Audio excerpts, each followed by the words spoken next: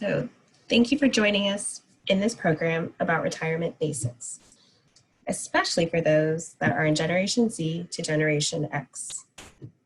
If you aren't sure what generation you fall in, it's not essential at this time, as we'll discuss this in just a moment. My name is Diana, and I'll be your guide for this retirement discussion today. I have experienced assistants with me today that are moderating our chat and assisting with technical support. Rachel and Bob, they'll be sharing questions you are posing with me so that I can answer them verbally, and we'll be also responding to you in the chat box. And again, as mentioned, if you have technical issues, feel free to use the Q&A feature to get support. Otherwise, you are welcome to pose your questions via the chat box. We are recording this program in order for you to view it later and to also share with others that missed this program. You are welcome to take notes, but all resources will be shared in an email afterwards if you are unable to jot down the links we share. And finally, in order to make this an interactive and safe experience for the learning process, we ask that everyone make respectful comments, and anything beyond this may cause your immediate removal from the program. But let's dive in.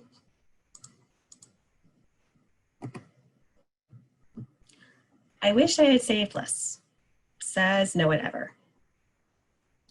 While not a true quote, it's rare to hear that someone wishes they had saved less in retirement. In general, it's more the opposite. However, you're probably wondering who I am and why I care about this topic.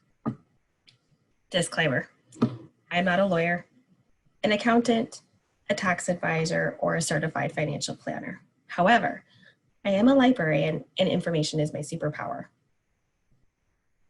As far as generations are concerned, I'm a millennial parent and my own parents are approaching retirement. I graduated from undergraduate college during the Great Recession. I started saving for money for retirement at 23 years of age. All things said, I'm very passionate about this topic. So what I hope you'll gain today, an understanding of retirement concepts, insight into evaluating trends based on generation, the components of your own retirement roadmap, and finally, because I'm a librarian, resources for you to use. But let's begin. What exactly is retirement? Retirement is, at essence, when you choose to permanently leave the workforce. This is not to say, obviously, many people in retirement may be volunteering or doing other forms of activity, or maybe even other forms of working. Thus, you could look at retirement as maybe not using paid employment as a way to make income for expenses. Retirement planning is a process of identifying income sources, making expense estimations, determining savings, and managing assets. Ideally, this process begins as soon as you enter the workforce, which is the main concept behind this particular program. So let's attempt to do some polls.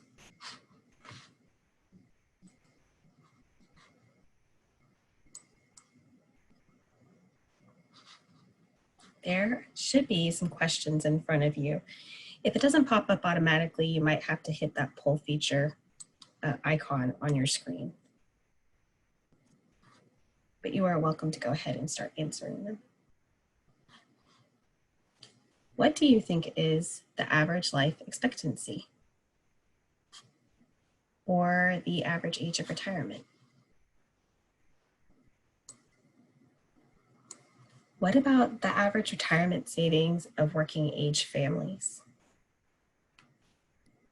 Or the median amount of retirement savings of working age families? And finally, what percentage of working age families have no retirement savings at all? I'll give you a moment to create some selections, and then we'll kind of talk about the results.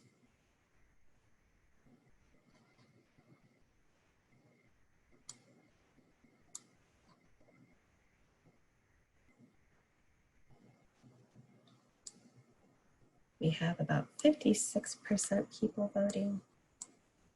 I'll give it one more minute. You want to look through. There's lots of different questions to think about.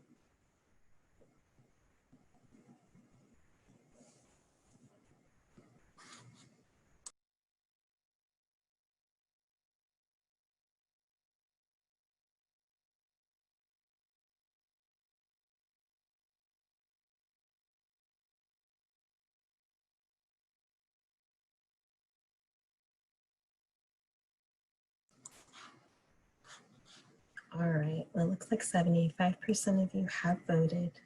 I'll go ahead and end the polling, and I'll share the results with the answers. You may have to scroll down to see all the other pieces. So what is the average life expectancy?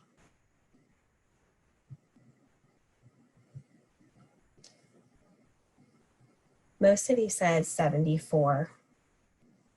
Now, I will say what it's going to highlight are the highest numbers that you selected. So let me tell you the actual answer. The average life expectancy is approximately 79 years old, actually. And that is based on 2017 CDC data across genders and races. So sometimes it depends, maybe whether you're male or female or a different race, but on average, it's about 79. The average age of retirement. Most of you selected 65. It's interesting because based on a US Census Bureau survey, 62 is actually the average age of retirement. What is the average retirement savings of working age families? Most of you picked between the two, 54,000 and 96,000. It's actually about 96,000. That is still a fairly low amount if you think about all the retirement money you will need to save, but a good start. And we differentiate this with the median amount. So if you're thinking about all the families that are saving for retirement, who is right there in the middle, and what is that savings going to look like? Looks like most of you had said 10,000. You may be surprised to hear it's actually about 5,000. And finally, what percentage of working age families have no retirement savings? It is surprisingly about 50%. So I'm going to go ahead and stop sharing the results. If that poll screen is still in your view, you can also exit out. So that's a pretty astonishing set of statistics. So let's do some quick math.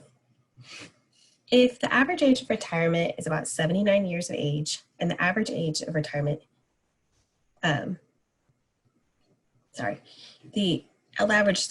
put age of retirement, but I meant life expectancy is about 79 years of age, and the average age of retirement is about 62 years of age. This means you would need enough income to support you for 17 years. If we take a very low estimate, but let's just say you need $30,000 a year, or approximately $2,500 a month to sustain you during that time, times 17 years would be $510,000 needed. So if you compare that to the average retirement savings and median retirement savings from the polls, it's pretty significant.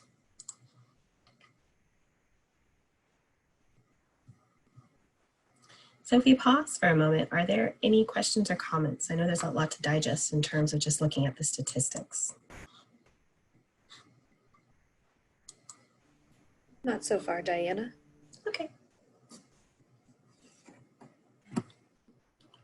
So let's look at retirement impact based on generation. So if you weren't sure what generation you fell into, again, it's a guideline. I myself am kind of an older millennial, but a lot of it is dependent on your circumstances. But each generation generally has external factors that may or have currently impacted their retirement. And if you're interested in looking closely at how these trends were determined, the Pew Research Center has a lot of interesting information, and this is where I got these specific date ranges from. And it was only recently, actually, that Generation Z was determined within the last year or so. And while this program is focusing on more Generation Z backwards to Generation X, I do also want to highlight baby boomers and those in the silent generation as well. And also finally, while there are some generalizations for each generation, it's useful to consider each one as a potential tool to look at the trends and circumstances, and also seeing what happens historically. What is happening with the surrounding generations may assist you with making different decisions for your future. So let's get started with Generation Z. I'm going to start with the newest generation, specifically because the oldest of them are entering the workforce or have been in the workforce. Interesting statistic. Approximately 50% of the oldest Gen Zers, about 18 to 23 years of age, reported that they or someone in their household were impacted by joblessness or cut in pay because of the coronavirus outbreak. This group is expected to be the most well-educated and is also expected to be the most diverse generation.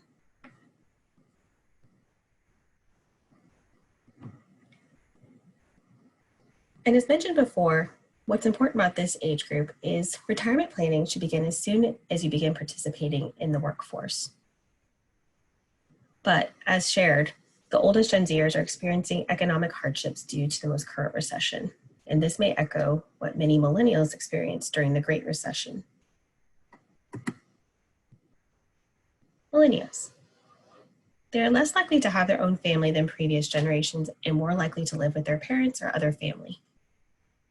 As of 2020, they are now the largest living adult generation. They have just recently overtaken the baby boomers. And many of them came of age during the shadow of the Great Recession. And millennials, because of their living situation, has an interesting financial implications because their finances may be more blended if they're living with other family members. And most of the parents of millennials are probably Gen X or baby boomers, and maybe potentially in some cases, silent generation. Generation X. Generation X were entering the job force during the Great Recession. Most millennials were entering the job force during the Great Recession, but Gen X were more likely to be in job positions and had already begun the process of having families and accumulating assets, such as homes. So the Great Recession impacted this generation the hardest in the housing market because they generally had more immediate wealth to lose, and housing was their most immediate asset. And here, wealth is merely defined as the difference between the value of the household assets and debts. We'll talk a little bit more about that later. And this generation is probably most likely to feel a financial squeeze between aging parents and growing children. So they may have different financial needs because of that. Baby boomers. There's some conflicting information out there. Some sources say that the generation is retiring fairly steadily, and other sources share that this generation is very much in the labor force. You kind of see a mix of both. But one potential factor is that this generation does span the longest in terms of years compared to the other generations. And external factors such as the Great Recession did hurt many of their investments because most of them had already been saving for retirement. And this may be a contributing factor to why still many are in the workforce. And again, I wanted to add baby boomers to this discussion because it is important to consider what is happening with this generation as it may influence the subsequent generations. And then finally, the silent generation. There are more generations that go back further, but for purposes of this program, the main things that I wanted to highlight about this generation is this was one of the last generations to have retirement by pensions. That is money set aside by an employer for an employee's retirement. As we go further into generations to more current times, this is something that's happening less and less. And we'll talk a little bit more about that importance in just a moment. So, what does this all mean? Each generation experiences financial trends due to external factors. Also, aging coupled with rising expenses and longer life expectancy means that it is necessary to save more as early as possible. And finally, managing your retirement is more about your decision-making than reliance on employer pensions. So I open an opportunity to put in the chat box. What challenges are you experiencing about retirement? What resources do you feel like you need to make decisions? Is there anything that just doesn't make sense? There's just a lot in the realm of retirement.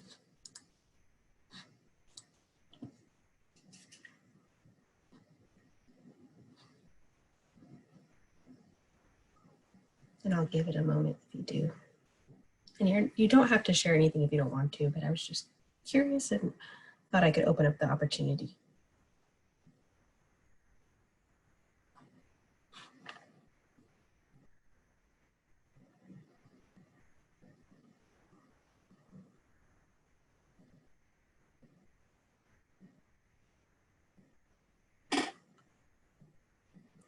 All right, I think this will be a fairly quiet group, and that's perfectly fine. If you do ever want to answer that question, feel free to put it in the chat box. So I will go ahead and proceed on to a retirement roadmap. So while it is impossible to predict the future, there are some questions you can ask yourself to begin the process of acknowledging financial needs in the future based on what you know at present.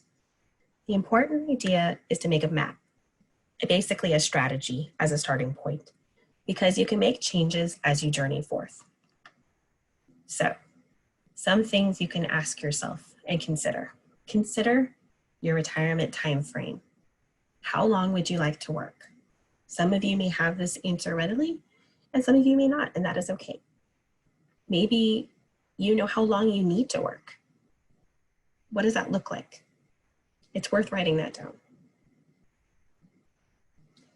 Determine what you expect to spend in retirement. So maybe you're assuming your mortgage will be paid off and you're going to have absolutely no debt. What do you need your take-home pay to be? Or maybe you have other goals. Do you want to maintain the same lifestyle now as you do in retirement? Maybe you want to make the exact same income in retirement as you receive now while you're working. This would require planning and saving. And consider other things you may no longer be paying. Maybe you'll be at a point where you're not helping children pay for college. These are all things that you can look at in terms of what you need to spend in terms of retirement. Assess your contributions. What barriers do you have in saving money? Debt, employment, making money that gets migrated elsewhere, such as maybe you're helping out family members or paying for childcare. It's important to list out each output, because even if you cannot save for retirement now, understanding what is preventing you from saving can assist you with decision-making for the future. And maybe in this case, making a budget will assist you with finding where you may have extra money that can go to retirement. Because retirement is essentially an investment, it's worth assessing your risk tolerance. Maybe you're a person that wants to be very active and looking at how your money is getting moved around, how you're investing. Or maybe you're just, I'd like to set aside money and have more at the end of my career, and that is all I care about. Your risk tolerance may change as you approach retirement too. So keep that in mind as well.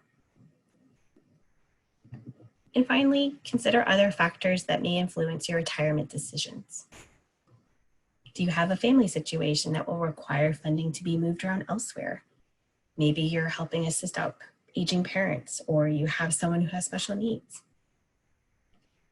Do I have debt now? If so, what kind is it? Is it student loans? Is it credit, mortgage, medical bills? It's important to evaluate all the things that may make it difficult to save for the future. And then, and I've been in this case too, if I have to pause contributing to retirement, how will I catch up, or when will I revisit my retirement roadmap? So if you pause for a moment, we'll look at some basic concepts, but are there any questions at this point?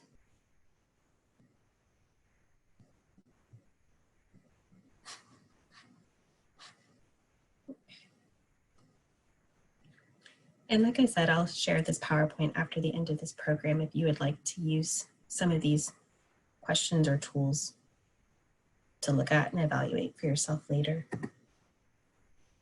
So let's talk about the difference between financial planning and budgets. Budget is basically where you're going to assign each dollar to a role. It's all your input, your income, and it's going to go towards expenses, debt, savings, and contributing to retirement can be an aspect of a budget. Financial planning, however, looks at your money in a more holistic way. What are your assets? This can be your home, a vehicle, anything that you have that has value. And then what are your liabilities? This will include debt and loans. So if you want to get your current net worth, your wealth, you would take your total assets and subtract those liabilities. And that is the key difference. And let's take a look. I see a question about considering retirement savings in relation to potential inflation. That's a great question. So I will go ahead. I actually am about to talk about that in just a little bit. So I will answer that question here in a moment, because that is a great question. So let's talk about compound interest. Compound interest can help you, but it can also hurt you.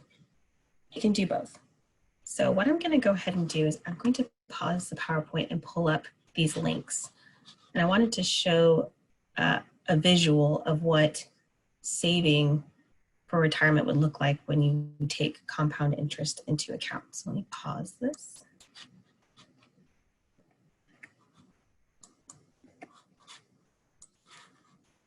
See if it will do what I need to do.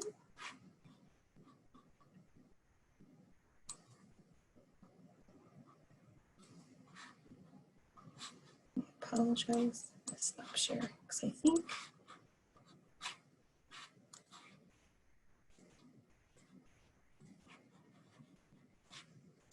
okay, hopefully you can see that.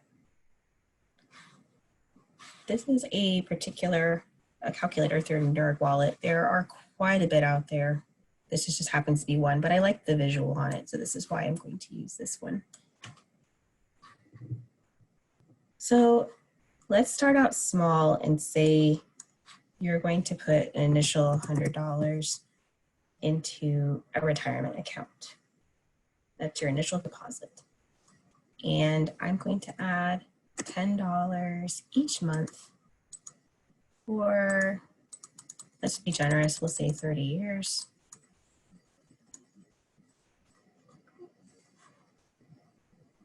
And before I put an estimated rate of return, what you're going to see is a very clean growth. Because basically you're not looking at any interest, you're just looking at how much you set aside for 30 years.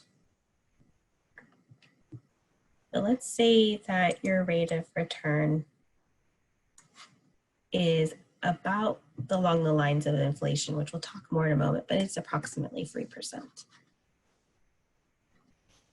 Now you can see this is what my general growth would be, but with a certain amount of interest, it does compound over time. And by the end, I get considerably larger amounts. So suddenly your $3,700 becomes closer to $6,000. That's pretty significant. I'm going to stop share and I'll show a different calculator here in a moment.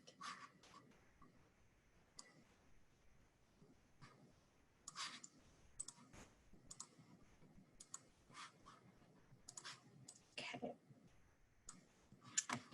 So this is a debt repayment calculator through Credit Karma.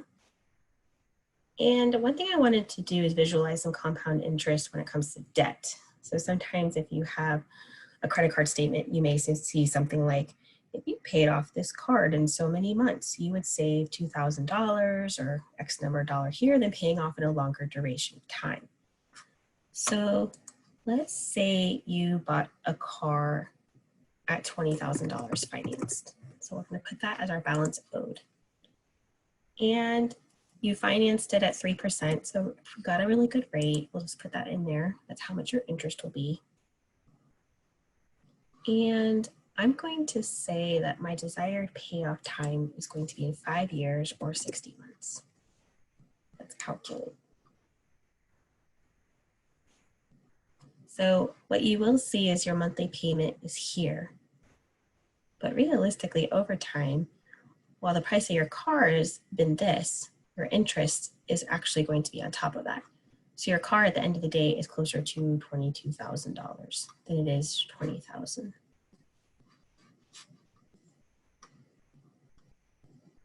And some of these financial calculators will also give you some concepts of how much you would save balance-wise by expected payoff time. So that's just another option to think about. Okay, let's stop share. Okay.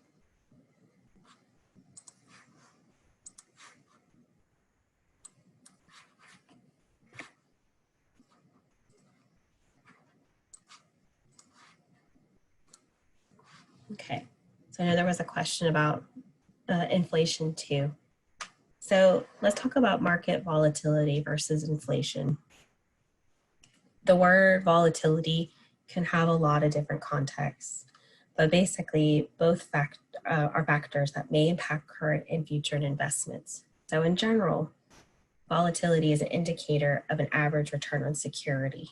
So if the market is particularly volatile at the moment, someone might be referring to a market going up and down predictably, which in turn will impact up how much a stock or an investment is worth. It's a financial term, but also a descriptive one. And inflation, really at its simplest, is demand for goods and services in comparison to each other. So if I made a simple example of oranges, last year you bought oranges at $1.50 per pound, but this year the orange crop was almost decimated due to environmental factors. The demand for oranges is the same this year, but with less oranges available, a seller will have to increase their price, making oranges $2.50 per pound. That is an example of inflation at work. And inflation is tricky long-term because if you're experiencing growth in compound interest on a retirement account, some of that growth may be eaten away by inflation. Meaning, if you gained $3,000 today, it may not have the same buying power as $3,000 when you retire. So another thought to share with market volatility is that as the economy fluctuates, the goal is to contribute and maintain money in retirement accounts as a long-term objective. And at this point, are there any questions?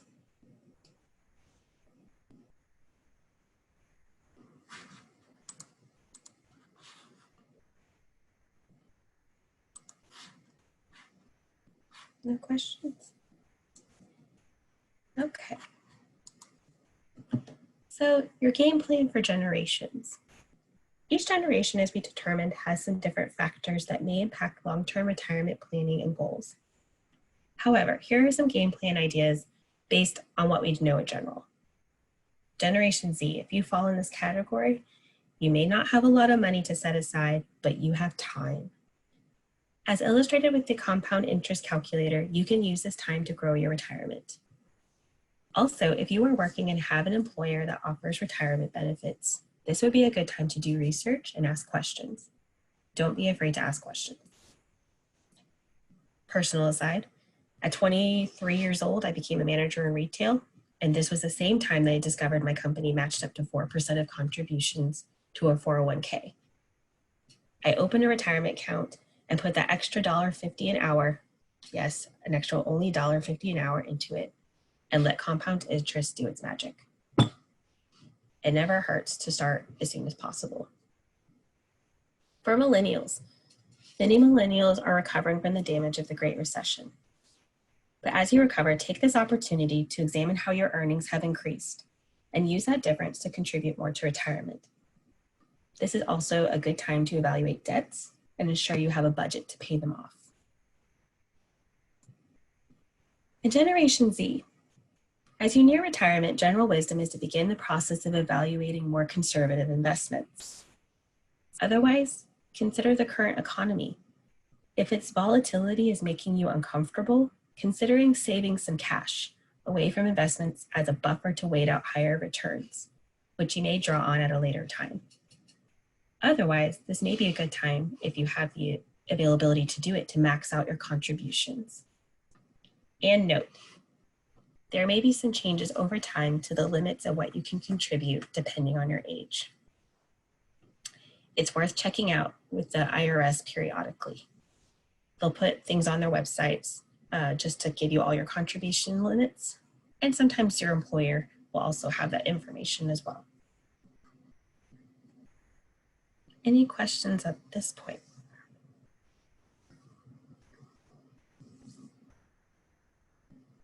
Okay. So I showed a couple different financial calculators out there. There are dozens of them. But here are some options if you haven't checked one out. Ask your employer or current plan sponsor if you have one. Maybe you contribute to Fidelity or one of the big companies, something like that. Charles Schwab, any of them. They may have a financial calculator with that company, or your employer might have one as well. This particular AARP one, which I'll just show you in a moment, has some of those additional questions that I mentioned. You can use that as a tool to kind of take a look at all the complex pieces.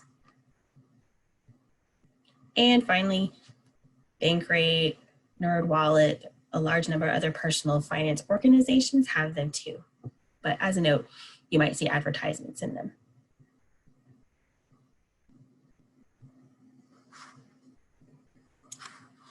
And here, I'll go ahead and stop my share. And I'm going to pull up that AARP one for you just to take a look at, because it's actually kind of neat.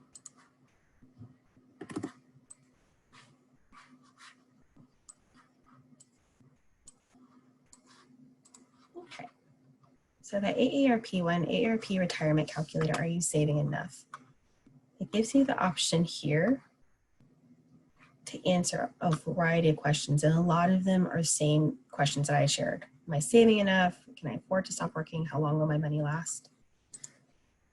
And so it gives you all different pieces of information that you can input.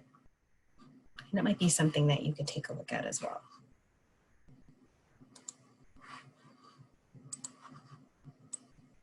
Okay, so let's go back to the calculators.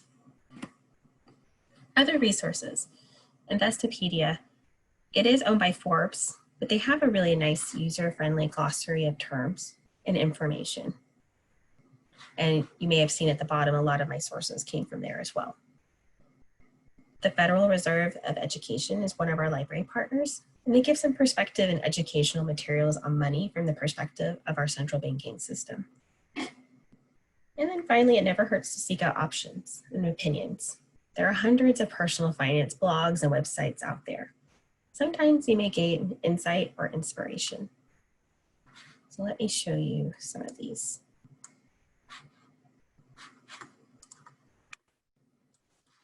Share.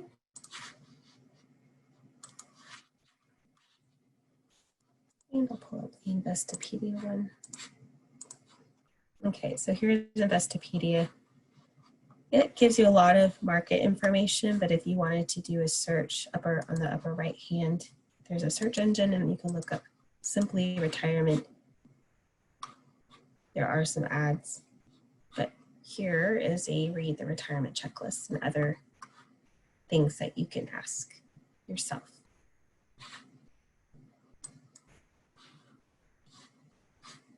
Okay. Stop share. Let me pull up a different one for you. This one is the Federal Reserve of Education. Some of these tools could be helpful if you are a teacher, or maybe you have younger people in your life. They do a building wealth program that we've taught here at the library, wealth being just about saving money. But they have some neat resources as well, and sometimes you can access some print publications from them. I'm going to stop the share there. And finally, let's go to I just picked one, but it's the Life Hack Personal Finance Resources and Blogs. You honestly could do a search and find a number of them, but this links some other ones nicely. It includes things like Investopedia as well.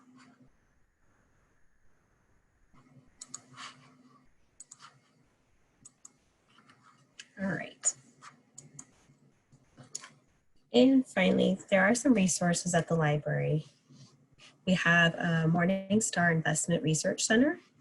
So not only can you find some actual investing information, one of the things I really do like about this particular database, and I'll show you in a moment, is they have some great educational materials as well. Since also retirement often coincides with estate planning or possibly anything that requires legal forms, I'll also show you our Gale legal forms database. And these two particular databases do require a library card. Finally, in a moment, I will show you also how you can access other retirement materials by searching our website. We have books, we have articles, we have a number of things that you can use to help create that retirement roadmap. And finally, the last thing I'll show you is our blog, planolibrarylearns.org.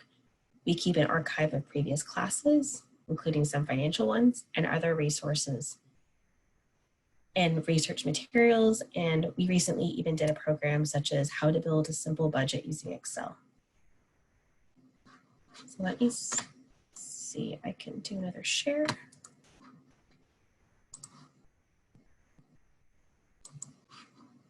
Okay, so here we are on the blog. I'm going to go ahead and go to our library website. So you can use this search box here on the front on how to do retirement. You can just look it up as a search term.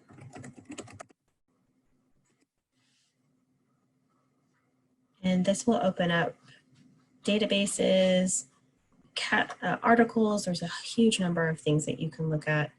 Even with that one term in our own library database, we have over 4 million search results. And I see the chat looks like it's, are there any questions so far? Maxwell had an interesting question about this opinion that you read sometimes that a house, owning a home is actually a liability rather than an asset. Some financial gurus have that opinion. And I told him, we're not experts on this stuff. I would say we're more like educated lay people. Blanket statements like that probably ought to be viewed skeptically because everybody's situation is very different. Everybody's home is a different cost and a different location with different maintenance and upkeep issues and different mortgage details and whatnot.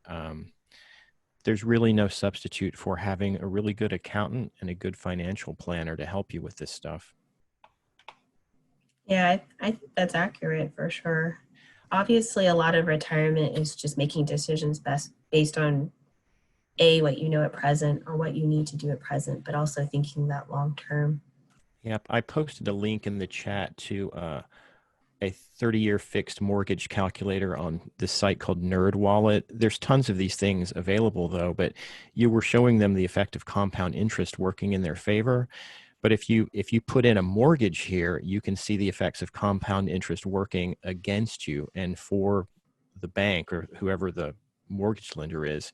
Absolutely. For instance, the numbers I put in for a $200,000 house, after 30 years, you would have paid $559,990 out of pocket for that $200,000 mortgage, or with $40,000 down, that would be a $160,000 mortgage. So that's a tremendous amount of money going into someone else's pocket and not yours. Most of the time, you'll see that those first payments you make on your mortgage are almost entirely going to the interest on the loan too. And so you're not really making a lot of headway on your principal until you're at least several years into the mortgage. So evaluate that however you will. Absolutely. Sound advice, Bob. Thank you for sharing.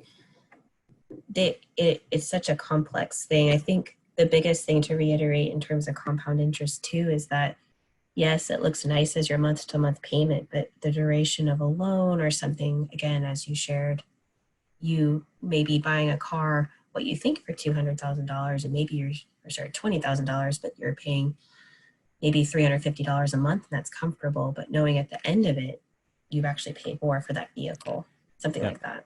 In this particular house example, the interesting thing is that that is a monthly mortgage payment, including everything, of $1,555. And of course, multiply that by 30, and it should come out to about 30 years. That should be about $160,000. If you were investing that same money at that same rate that you were paying in interest, you've invested $160,000, but you come out in 30 years with over $500,000. So that's pretty powerful. That's true. And I see a follow-up question And about of course, advice. Yeah. the other thing is, but you have to live somewhere. So one way or another, Right. you're paying something, whether it's to rent or mortgage. Absolutely. So I see a follow-up question about advice on owning a home versus living in an apartment. It's funny because I have even some friends that have this concept of the life as a service kind of piece, meaning if I know how much I want to spend month to month, then I might just, rent an apartment or a house, just knowing that's going to be my fixed cost. But if you have any thought process about having that home as leverage in the end, if you have no mortgage to pay, then that could significantly reduce how much retirement you need to save. So in that case, maybe a home is a good choice. Or if you know you're in a market later where that house may be worth something, you might buy it now knowing you're going to sell later to live in an apartment because you could use the money you gain from that. So it really is dependent. There's so many variables. Like I can tell you, like the peace of mind actually owning your home outright. I'm a last year of the baby boomer generation, and we managed to pay our house off, and the peace of mind knowing that no one can raise my rent. I just pay my property taxes every year and keep my house in decent shape, and no one can kick me out. It's not a cost anymore. We do have a question in the Q&A too. Yeah, I saw, let's see. It looks like someone gave some really helpful information, so I'll go ahead and read it out loud. So one of the beginning slides I showed said if you saved $500,000, you could receive income of approximately $30,000 a year at age 65. So hypothetically, if you were able to save 1.5 million by age 50, you would be able to retire and be able to withdraw $30,000 to $90,000 a year in income and have money last through retirement. Absolutely. And some people are able to do that, and it's amazing what life decisions you can change based on that kind of information. So thank you for sharing that. I'm going to go ahead and show our Morningstar investment site because there's a really nice educational resource I do want to share as well. So if you go to our website, planolibrary.org, and you go to Learn, Research and Learn, we just recently recategorized our topics here. So we've got academics, business, career. I'm going to go ahead and scroll down. I'll come back to the legal forms, but here's the Morningstar Investment Center. So I'll click that. And I'm going to go ahead and block my, you'll put in your library card number. And here is a lot of information. If you are someone that is interested in investing, a lot of this may make a lot of sense to you and have some interesting components for you. But one of the things I really did like is there's help in education. They've got some different kinds of database guides or investment topics. There's articles and videos. one of my favorite ones is if you go down to this collections, it's called a short answer. They don't have too many drawn out responses to some of these topics, which I think is really nice. Sometimes in retirement and investing, there's just a lot of information that comes to you. So what should I do with my 401k?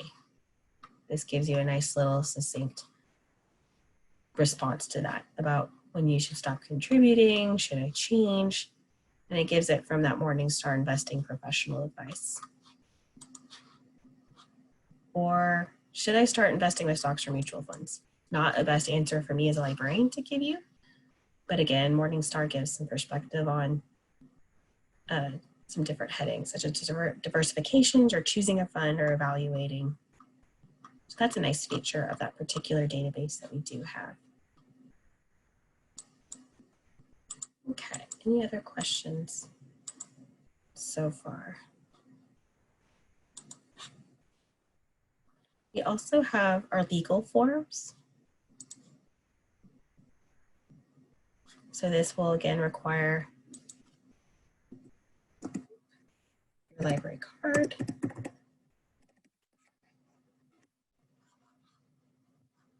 But if you look at retirement as a part of estate planning too, what's nice is that there's all these tax forms that you can legal forms, tax forms, any kinds of forms you may need to help build an estate, including maybe what you're saving for retirement. It's all in here. So your library card pays for that.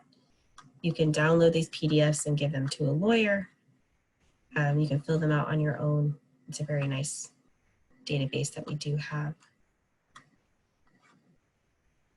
Okay. I also want to show our blog, planolibrarylearns.org. We have a number of different topics here, including recordings of previous programs. Let's see. Everything from trying to teach you how to learn Excel and other databases you could use at the library. I'm going to go ahead and do a search for budget. We just recently did a simple budget using Excel. So maybe you want to review this particular program about how to do do your own budget using Excel software that's simple, that you don't have to pay for, and additional resources. That is a great value add. And let me see if there's anything else I was going to share. Oh, and back to the same search that you can do here as well. So I will stop share. Any questions at this point? Maxwell had another question in the chat about upcoming classes. Sure, perfect timing. I'm about to share that. So let me pull that up for you.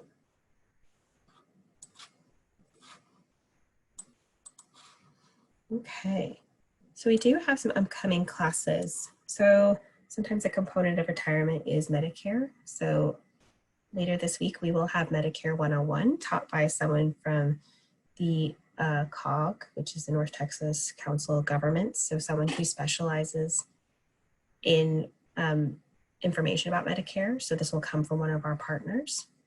We also have at the end of August, we'll have understanding different types of retirement accounts. This will be done by one of our partners through Bank of America. So they will be able to give that more financial advice that you may be looking for as well, and explaining the different types of retirement accounts and maybe some of the tax details regarding those as well. So that should be helpful. And then finally, if you're looking for maybe something similar to Excel, you downloaded the free intro to Excel, or maybe you already have it, but you want to use Google Sheets, I went ahead and included that as well in here, and that will be at the end of August. And you can use that as well to create your own budget.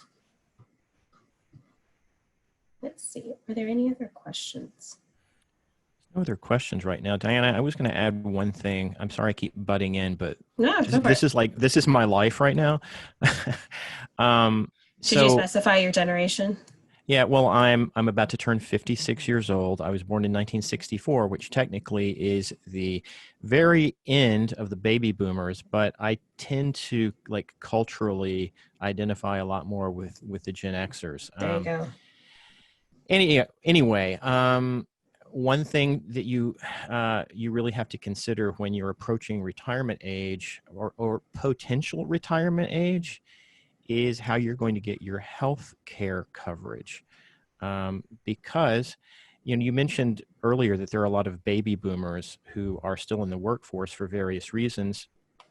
And the baby boomers like me who are younger than 65, many of them are still in the workforce because that's the only way we can really get health insurance that we know we're going to be able to get year after year after year as long as we're working, because at this point Medicare doesn't start until you're 65 years old. For Gen Xers and millennials and Gen Z people, who knows what the healthcare landscape is going to look like when y'all are at retirement age. But it is something to consider, because say you've got $2 million saved, one bad medical diagnosis can blast through that $2 million like nobody's business. And then you're left high and dry. So that is probably like the biggest concern that a lot of retirement age people end up having, is how are you going to cover your medical coverage if you're not of Medicare age yet. Absolutely.